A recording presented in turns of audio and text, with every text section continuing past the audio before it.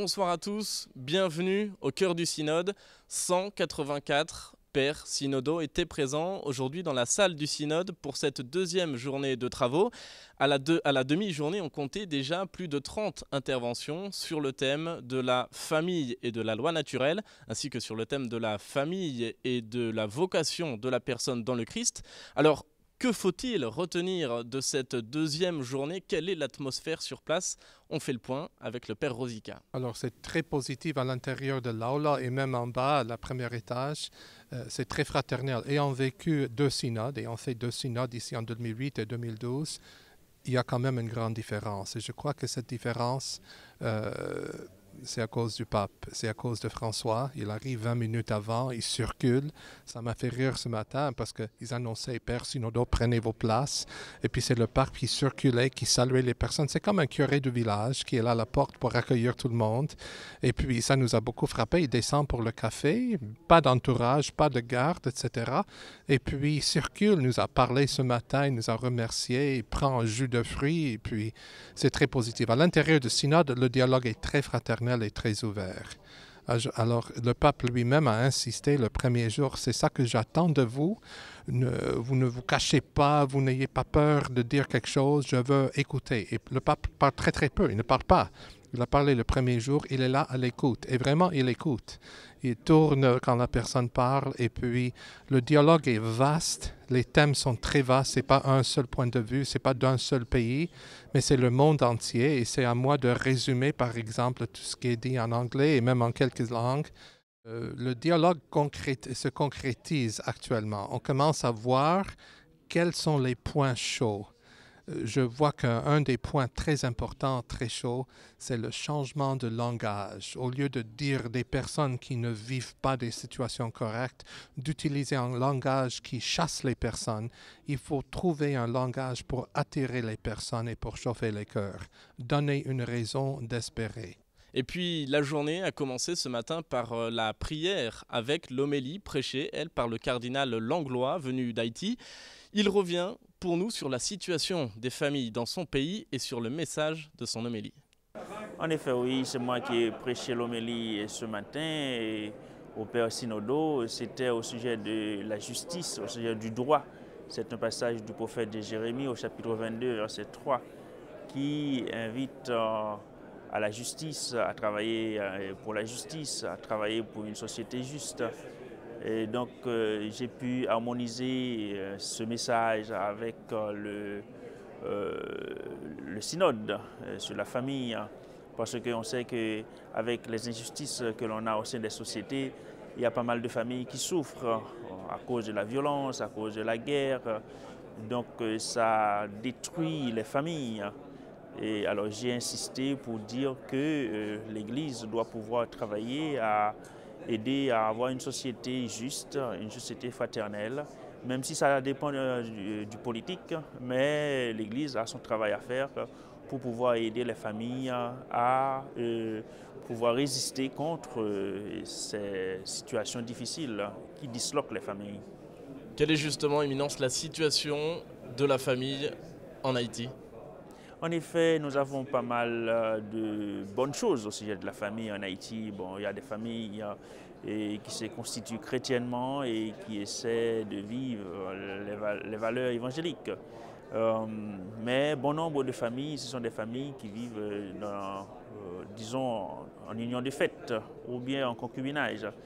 Bien entendu, il y en a de ces familles qui vivent les valeurs chrétiennes de manière authentique, mais qui n'ont pas une base légale et qui ne peuvent pas vraiment sortir de cette situation à cause des difficultés économiques.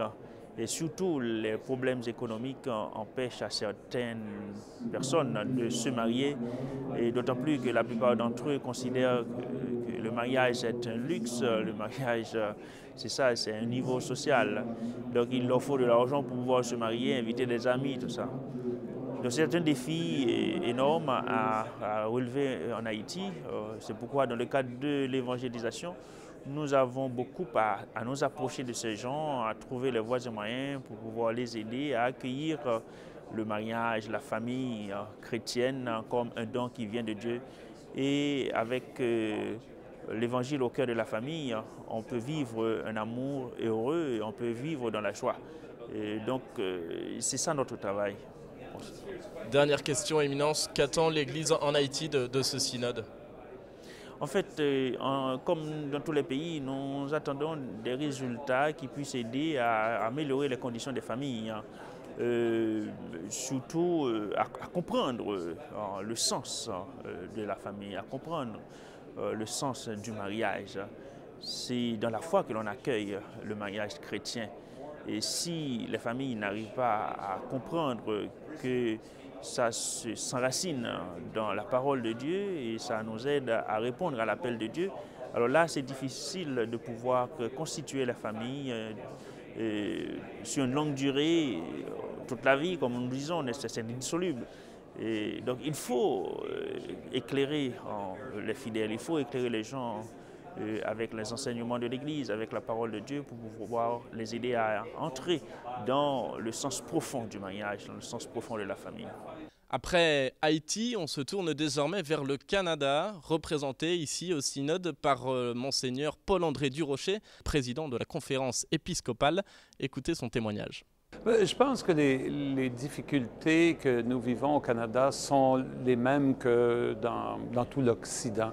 Il y a comme une anthropologie, c'est un grand mot, anthropologie, une vision de l'être humain qui est véhiculée par notre monde aujourd'hui qui correspond difficilement à la vision chrétienne. Je pense que notre monde nous porte à nous replier sur nous-mêmes, à chercher le bonheur dans le bien-être présent. Et la vision chrétienne, quand Jésus dit « celui qui veut sauver sa vie doit la perdre », il nous invite à une autre perspective. Et cette nouvelle perspective-là, elle change tout dans le mariage, de sorte que ce n'est pas seulement une entente entre deux personnes qui aiment bien se retrouver ensemble pour le temps que ça dure, mais dans la vision chrétienne, ça devient vraiment un engagement d'une personne à l'autre, où chacun se donne complètement à l'autre, dans la conviction qu'ils sont en train d'être le miroir de l'amour de Dieu pour cette personne-là. Alors, moi, je me dis, c'est le grand défi. C'est cette vision fondamentale-là qui est véhiculée dans le monde. Dans un sens, il ne faut pas seulement inviter à suivre l'enseignement de l'Église sur le mariage, il faut inviter à rencontrer Jésus. Justement, alors en la matière, qu'est-ce que propose l'Église dans votre diocèse ou même à travers tout le pays au Canada? Je pense que, dans le fond, c'est le défi de l'évangélisation dans notre monde occidental. Et ça, c'est un nouveau défi. On essaie, je pense, chacun essaie divers mouvements, divers projets d'Église, que ce soit au niveau diocésain, au niveau paroissial, des regroupements de jeunes couples, des nouvelles approches dans la préparation au mariage. On cherche sa voie, on cherche sa voie. On n'a pas de réponse, hein, parce que nous sommes vraiment devant une situation inédite.